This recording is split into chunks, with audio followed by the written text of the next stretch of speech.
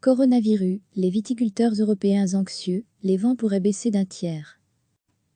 Reportage du JT sur les vignerons en difficulté. Ce 11 avril, les vignobles sont au bord du gouffre. La pandémie de Covid-19 et les mesures de confinement qu'elle a entraînées, dont la fermeture des cafés et restaurants, pourraient entraîner une baisse des ventes de plus d'un tiers et même de moitié en valeur.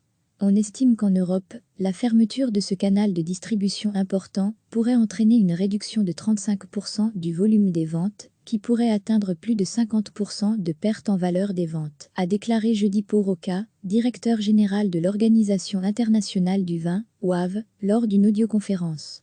Pau Roca a estimé que l'impact de ces mesures de confinement ne serait pas le même dans toutes les régions et, par exemple, que les pays méditerranéens seraient probablement plus touchés que les autres. Il avance deux raisons pour étayer cette prévision. Tout d'abord, la plus forte incidence de bars, de restaurants et de cafés avec terrasse, et deuxièmement, la suppression radicale de l'industrie touristique très développée, qui sera fortement limitée, même une fois que le confinement aura pris fin. Retrouvé tout notre dossier sur le coronavirus. Les trois premiers producteurs mondiaux de vin en 2019, l'Italie, la France et l'Espagne, représentaient à eux seuls 25% de la consommation mondiale de vin l'an dernier, selon les données dévoilées lors de la conférence de presse. Si l'OAV évoque une augmentation des ventes dans les épiceries et supermarchés, ces bonnes nouvelles ne compensent cependant pas toutes les pertes causées par la réduction des ventes dans les hôtels, cafés et restaurants, souligne Pau Roca. Les caractéristiques du canal de distribution commerciale de détail limitent les capacités d'achat, indique-t-il, évoquant une offre davantage tournée vers des prix bas et homogènes. Il prévoit enfin un développement de la vente à distance ou du commerce électronique proposé par différents magasins virtuels. Via ce troisième canal de distribution, les commandes ne pouvaient pas toujours être garanties en raison d'une saturation des services de logistique et de livraison, rappelle le dirigeant de l'OAV. Une fois que ce problème sera résolu et que le secteur s'adaptera à cette nouvelle demande, les ventes directes à domicile continueront certainement d'augmenter à l'avenir, ajoute-t-il. Néanmoins, même si nous assistons à un transfert spectaculaire entre les canaux de distribution, le bilan global attendu est une réduction de la consommation, une réduction des prix moyens et par conséquent, une diminution globale de la valeur totale des ventes, du chiffre d'affaires, des marges et en fin de compte de la rentabilité des producteurs, des vignobles et en particulier des PME, sont liés à des canaux de distribution traditionnels et qui se trouvent en dehors des réseaux de supermarchés, estime M. Roca.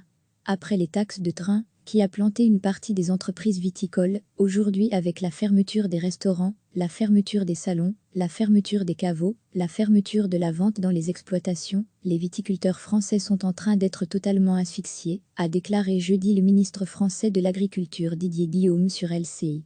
Alors que l'Europe a proposé mercredi de nouvelles mesures pour d'autres secteurs agricoles en crise, comme le lait et la viande, Didier Guillaume espère désormais un geste pour la viticulture de la part de la Commission européenne.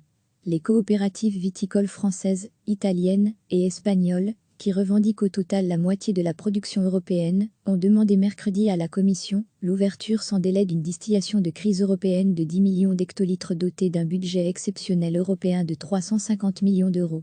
Une mesure cruciale pour soulager les producteurs, même si l'an dernier, la production mondiale a reculé de 12% par rapport à 2018, millésime record, à 260 millions d'hectolitres, selon les derniers chiffres de l'OAV. Alors qu'habituellement, plus de 4 bouteilles sur 10 franchissent les frontières, les flux commerciaux sont et continueront d'être gravement affectés, estime Pau Roca. Il estime que les deux plus grands marchés du monde, l'Europe et les États-Unis, pourraient réduire leurs importations, mais espère en revanche que d'autres régions moins touchées par la pandémie, ou qui pourraient récupérer plus rapidement, comme les pays asiatiques, permettront un soulagement partiel à court terme. Recevez chaque matin l'essentiel de l'actualité. Les vignobles sont au bord du gouffre, la pandémie de Covid-19 et les mesures de confinement qu'elle a entraînées, dont la fermeture des cafés et restaurants, pourraient entraîner une baisse des ventes de plus d'un tiers et même de moitié en valeur. On estime qu'en Europe, la fermeture de ce canal de distribution important pourrait entraîner une réduction de 35% du volume des ventes, qui pourrait atteindre plus de 50% de perte en valeur des ventes, a déclaré jeudi Pau Roca, directeur général de l'Organisation internationale du vin, OAV, lors d'une audioconférence. Pau Roca a estimé que l'impact de ces mesures de confinement ne serait pas le même dans toutes les régions et, par exemple, que les pays méditerranéens seraient probablement plus touchés que les autres. Il avance deux raisons pour étayer cette prévision. Tout d'abord, la plus forte incidence de bars, de restaurants et de cafés avec terrasse, et deuxièmement, la suppression radicale de l'industrie touristique très développée, qui sera fortement limitée, même une fois que le confinement aura pris fin. Degré retrouvé, tout notre dossier sur le coronavirus. Les 3 premiers producteurs mondiaux de vin en 2019, l'Italie, la France et l'Espagne, représentaient à eux seuls 25% de la consommation mondiale de vin l'an dernier, selon les données dévoilées lors de la conférence de presse. Si l'OAV évoque une augmentation des ventes dans les épiceries et supermarchés, ces bonnes nouvelles ne compensent cependant pas toutes les pertes causées par la réduction des ventes dans les hôtels, cafés et restaurants, souligne Pau Roca. Les caractéristiques du canal de distribution commerciale de détail limitent les capacités d'achat, indique-t-il, évoquant une offre davantage tournée vers des prix bas et homogènes. Reportage du JT sur les vignerons en difficulté, ce 11 avril. Il prévoit enfin un développement de la vente à distance ou du commerce électronique proposé par différents magasins virtuels.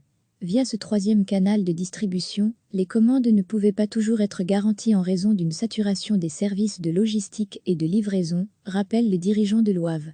Une fois que ce problème sera résolu et que le secteur s'adaptera à cette nouvelle demande, les ventes directes à domicile continueront certainement d'augmenter à l'avenir, ajoute-t-il. Néanmoins, même si nous assistons à un transfert spectaculaire entre les canaux de distribution, le bilan global attendu est une réduction de la consommation, une réduction des prix moyens, et par conséquent, une diminution globale de la valeur totale des ventes, du chiffre d'affaires, des marges et en fin de compte de la rentabilité des producteurs, des vignobles et en particulier des PME, sont liés à des canaux de distribution traditionnels et qui se trouvent en dehors des réseaux de supermarchés, estime M. Roca. Après les taxes de train, qui a planté une partie des entreprises viticoles, aujourd'hui avec la fermeture des restaurants, la fermeture des salons, la fermeture des caveaux, la fermeture de la vente dans les exploitations, les viticulteurs français sont en train d'être totalement asphyxiés, a déclaré jeudi le ministre français de l'Agriculture Didier Guillaume sur LCI. Alors que l'Europe a proposé mercredi de nouvelles mesures pour d'autres secteurs agricoles en crise, comme le lait et la viande, Didier Guillaume espère désormais un geste pour la viticulture de la part de la Commission européenne. Les coopératives viticoles françaises, italiennes et espagnoles, qui revendiquent au total la moitié de la production européenne, ont demandé mercredi à la Commission l'ouverture sans délai d'une distillation de crise européenne de 10 millions d'hectolitres dotée d'un budget exceptionnel européen de 350 millions d'euros. Une mesure cruciale pour soulager les producteurs, même si l'an dernier, la production mondiale a reculé de 12% par rapport à 2018, millésime record, à 260 millions d'hectolitres, selon les derniers chiffres de l'OAV.